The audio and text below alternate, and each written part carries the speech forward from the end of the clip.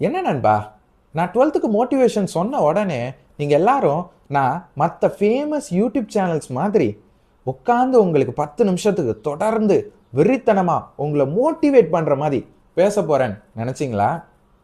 நான் சொல்லட்டா, நான் இந்த வீடியோவில் ஒரு வார்த்தை கூட உங்களை மோட்டிவேட் பண்ணி பேச போகிறதில்ல. ஆனால் இந்த ஒரு வீடியோ தான் உங்கள் 12th போர்ட்ஸுக்கு மோட்டிவேஷன், அதாவது ரியல் மோட்டிவேஷனாக இந்த வீடியோ தான் இருக்கும். ப்ரோ சும்மா கதை விடாதீங்க ப்ரோ. என்ன ப்ரோ மோட்டிவேஷன்னா மோட்டிவேட் பண்ணி பேசுறது, மோட்டிவேட் பண்ணியே நீங்கள் பேச போகிறது இல்லைன்றீங்க. அப்புறம் எப்படி ப்ரோ மோட்டிவேஷன் வரும் தானே கேட்குறீங்க? வரும். ஏன் தெரியுமா? உங்கள் யாருக்குமே ரியல் மோட்டிவேஷன் என்னதுன்றது இன்னே வரைக்கும் தெரியலை. ரியல் மோட்டிவேஷனா? என்ன ப்ரோ சொல்கிறீங்க, புதுசாக இருக்கே அப்படி தானே கேட்குறீங்க? ஆமாடா, உண்மையாகவே real motivation is something different. நீங்கள் எல்லாரும் என்ன நினச்சிட்டு இருக்கீங்க? மோட்டிவேஷன்னா உட்காந்து உங்களை 10 நிமிஷத்துக்கு வெறித்தனமாக நல்லா தொடர்ந்து உங்களை மோட்டிவேட் பண்ணுற மாதிரி பேசுனா அது மோட்டிவேஷன் வீடியோவா?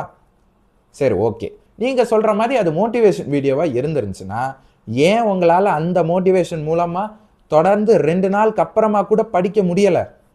அதிகபட்சம் அந்த மோட்டிவேஷன் 1 நாள் இருக்கும், 2 நாள் இருக்கும். அதுக்கப்புறமா எதுக்கு நம்ம திருப்பி பழையபடிக்கே வரோம், பழைய ஸ்டேஜுக்கே? அப்போ அது ரியல் மோட்டிவேஷனா? டெஃபினெட்லி கிடையாதுல்ல. அப்போ ரியல் மோட்டிவேஷன் வேற ஏதோ ஒன்று தானே. அது என்னதுன்றதை இந்த வீடியோவில் நான் சொல்கிறேன். பார்க்கலாமா?